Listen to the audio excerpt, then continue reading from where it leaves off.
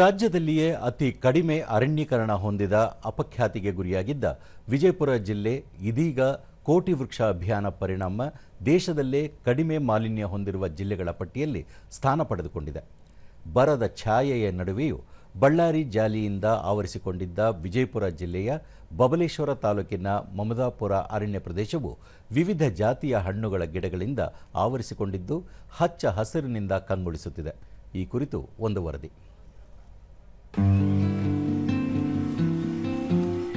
ಪಂಚ ನದಿಗಳು ಹರಿದರೂ ವಿಜಯಪುರ ಜಿಲ್ಲೆಯಲ್ಲಿ ಕುಡಿಯುವ ನೀರಿಗಾಗಿ ಪರಿತಪಿಸುವ ಕಾಲವೊಂದಿತ್ತು.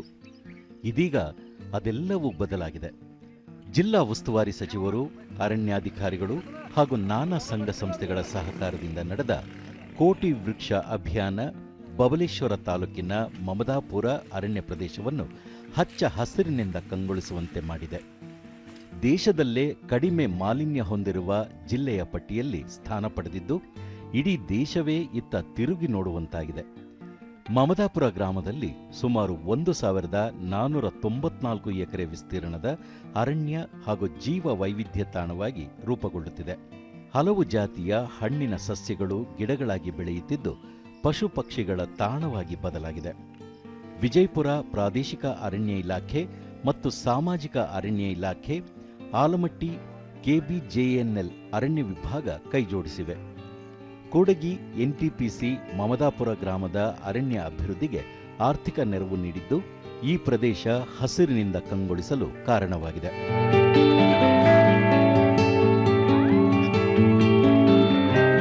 ಮಮದಾಪುರ ಅರಣ್ಯ ಪ್ರದೇಶವು ಇಂದು ದಟ್ಟವಾದ ಕಾಡಾಗಿ ಪರಿವರ್ತನೆಯಾಗುತ್ತಿದ್ದು ಇಲ್ಲಿ ವಿವಿಧ ತಳಿಯ ಸಸ್ಯ ಸಂಪತ್ತನ್ನು ಪೋಷಿಸಲಾಗುತ್ತಿದೆ.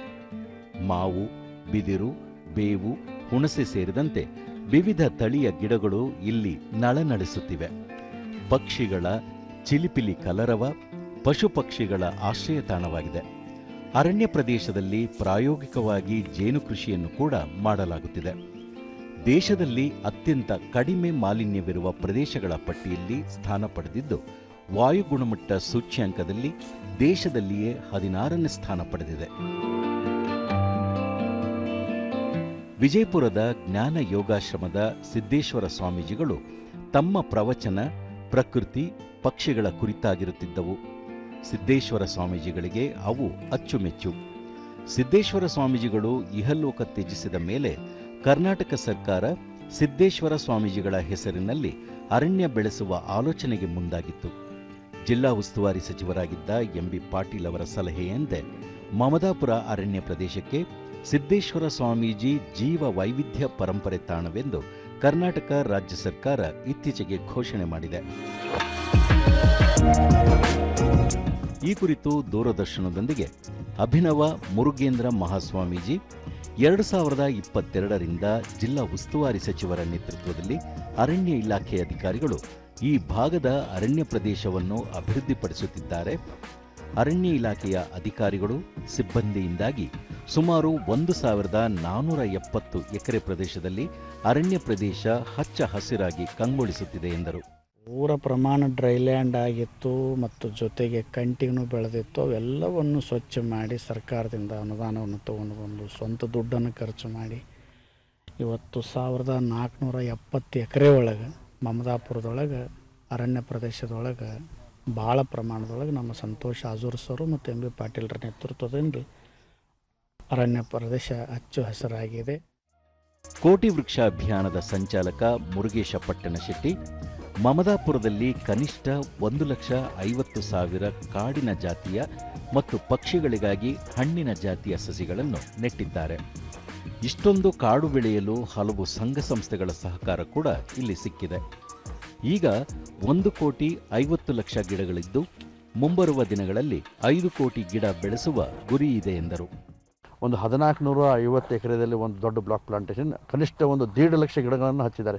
2022ರಿಂದ ನೋಡ್ಕೊಂಡು ಇಲ್ಲಿ ತನಕ ಬಂದು ನೋಡಿದ್ರೆ 1,50,000 ಗಿಡಗಳು.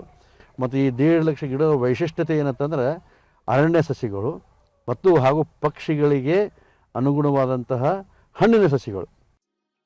ಉಪ ಅರಣ್ಯ ಸಂರಕ್ಷಣಾ ಅಧಿಕಾರಿ ಮಲ್ಲಿನಾಥ ಕುಸನಾಳ ಮಮದಾಪುರ ರಕ್ಷಿತ ಅರಣ್ಯ 623 ಹೆಕ್ಟೇರ್ ಪ್ರದೇಶ ಹೊಂದಿದೆ. 2024ರಲ್ಲಿ ಸರ್ಕಾರ ಇದನ್ನು ಸಿದ್ದೇಶ್ವರ ಸ್ವಾಮೀಜಿ ಜೀವ ವೈವಿಧ್ಯ ತಾಣ ಎಂದು ಘೋಷಣೆ ಮಾಡಿದೆ. ಬಳ್ಳಾರಿ ಜಾಲಿಯಿಂದ ಆವೃತವಾಗಿದ್ದ ಸುಮಾರು 350 ಹೆಕ್ಟೇರ್ ಪ್ರದೇಶ ಸರ್ಕಾರ ಮತ್ತು ಸಂಘ ಸಂಸ್ಥೆಗಳ ಸಹಕಾರದಿಂದ ಹಚ್ಚ ಹಸಿರಾಗಿ ಬದಲಾಗಿದೆ ಎಂದರು. ನಮ್ಮದು 125 ಹೆಕ್ಟರ್ ಪ್ಲಾಂಟಿಂಗ್ ಮಾಡಿದ್ದೀವಿ. ಅರೌಂಡ್ ಒಂದು 75,000 ಪ್ಲಾಂಟ್ಸ್ ನಾವು ಹಾಕಿದ್ದೀವಿ. ಈಗ ಒಳ್ಳೆ ಮರವಾಗಿ ಕನ್ವರ್ಟ್ ಆಗ್ತಾ ಇದ್ದಾವೆ. ಲಾಸ್ಟ್ ಕೊನೆಗೆ 4 ವರ್ಷದಿಂದ ಹಚ್ಚಿದ ಸಸಿಗಳೆಲ್ಲ ಈಗ ಮರಗಳ ಪರಿವರ್ತನೆ ಆಗ್ತಾ ಇದ್ದಾವೆ. ಮೇಲಾಗಿ ಅದು ಕ್ಯಾನಪಿ ಕೂಡ ಜಾಸ್ತಿ ಆಗ್ತಾ ಇದೆ. ವಲಯ ಅರಣ್ಯಾಧಿಕಾರಿ ಸಂತೋಷ ಅಜೂರ, ಮಮದಾಪುರ ಅರಣ್ಯ ಪ್ರದೇಶದ 2022ರ ಮುಂಚೆ ಸಂಪೂರ್ಣ ಬಳ್ಳಾರಿ ಜಾಲಿ ಕಂಟಿಯಿಂದ ಆವೃತವಾಗಿತ್ತು. ಈಗಾಗಲೇ 350 ಹೆಕ್ಟೇರ್ ನೆಡುತೋಪು ನಿರ್ಮಾಣವಾಗಿದೆ. ಗಿಡಗಳಿಗೆ ನೀರುಣಿಸುವುದಕ್ಕಾಗಿ ಹನಿ ನೀರಾವರಿ ಪದ್ಧತಿ ಅಳವಡಿಸಿಕೊಳ್ಳಲಾಗಿತ್ತು. ಇದೀಗ ಜೇನು ಸಾಕಾಣಿಕೆ ಕೂಡ ಆರಂಭವಾಗಿದೆ. ಈ ಅರಣ್ಯವನ್ನು ಪರಿಶೀಲಿಸಲು ಇತರೆ ರಾಜ್ಯಗಳ ಅರಣ್ಯ ಇಲಾಖೆ ಅಧಿಕಾರಿಗಳು ಆಗಮಿಸಿ ಮಾಹಿತಿ ಪಡೆಯುತ್ತಿದ್ದಾರೆ ಎಂದರು. ಈ ಮುಂಚೆ 22ರಿಗಿಂತ ಮುಂಚೆ ಇದರಲ್ಲಿ ಸುಮಾರು ಪೋರ್ಷನ್ 75% ಭಾಗ ಬಳ್ಳಾರಿ ಜಾಲಿಯಿಂದ ಆವೃತವಾಗಿತ್ತು. ಇಂಥ ಪ್ರದೇಶದೊಳಗೂ ಹಿಂಗೆ ಅರಣ್ಯ ಪ್ರದೇಶ ಈ ರೀತಿ ಹನಿ ನೀರಾವರಿ ಬಳಸ್ಕೊಂಡು ಇಂಪ್ರೂವ್ ಮಾಡ್ಬೋದು. ಸೋಲಾರ್ ಫಲಕಗಳಾಗಲಿ, ಒಂದು 10,000 ಗಿಡಕ್ಕೆ ಡ್ರಿಪ್ ಆಗಲಿ, ಪ್ರತಿಯೊಂದು ಒಂದು ಸಣ್ಣ ಸಣ್ಣ ಕಾಳಜಿನೂ ತೊಗೊಂಡು ಮಾಡಿರ. ಈಗ ತಾವು ನೋಡ್ಬೋದು, ಇದರೊಳಗೆ ಈಗ ಮೊನ್ನೆ ಸಣ್ಣ ಪ್ರಮಾಣದೊಳಗೆ ಒಂದು ಜೇನು ಸಾಕಾಣೆಯನ್ನು ಕೂಡ ನಾವು ಸ್ಟಾರ್ಟ್ ಮಾಡಿದ್ವಿ. ಒಟ್ಟಾರೆ ವಿಜಯಪುರ ಜಿಲ್ಲೆಯಲ್ಲಿ ಹಲವು ಸ್ವಯಂ ಸೇವಾ ಸಂಸ್ಥೆಗಳು, ನಾಗರಿಕರು ಹಾಗೂ ಕೋಟಿ ವೃಕ್ಷ ಅಭಿಯಾನ ತಂಡ ಅರಣ್ಯೀಕರಣಕ್ಕೆ ಕೈಜೋಡಿಸಿದ್ದು, ಇದೀಗ ಮೊದಲ ಹಂತದ ಫಲಿತಾಂಶ ದೊರೆತಿದೆ. ಮುಂದಿನ ದಿನಗಳಲ್ಲಿ ವಿಜಯಪುರ ಗ್ರೀನ್ ಸಿಟಿ ಆಗಲು ಅರಣ್ಯ ಇಲಾಖೆಯೊಂದಿಗೆ ಸ್ಥಳೀಯ ನಾಗರಿಕರು ಕೈಜೋಡಿಸಬೇಕಾಗಿದೆ.